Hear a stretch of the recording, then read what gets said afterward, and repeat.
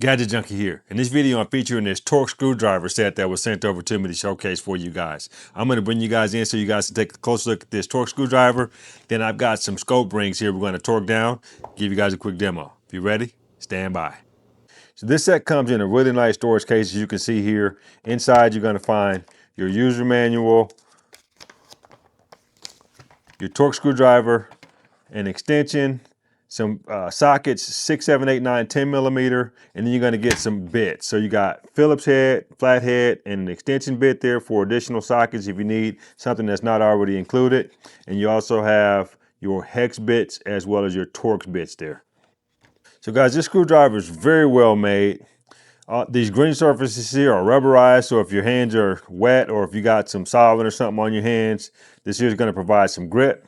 The readout is very easy to read. This goes from 10 inch-pounds to 80 inch-pounds, and you've got a dial here that lets you know what your small adjustments are. So to adjust it, you're going to pull down on this here, and you can dial up to whatever setting you want, press it in and lock that in, and it's ready to go.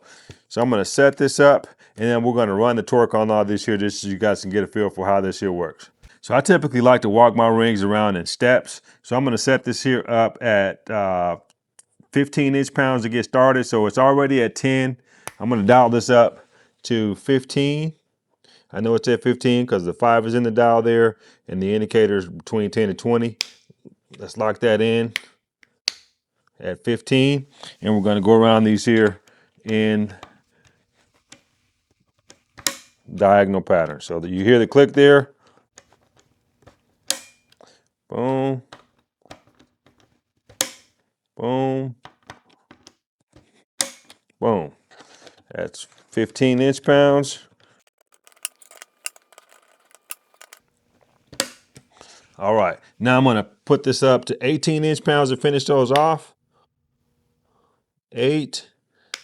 Lock that in, and we're going to now go back around and give it the final torque.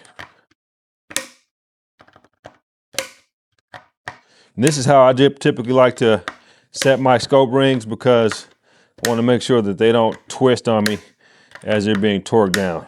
So I stepped it up from 15 to 18. That's all set. Guys, if you guys are into gunsmithing or into precision work and you need to have a inch-pound torque wrench, I highly recommend this here. I hope this helps.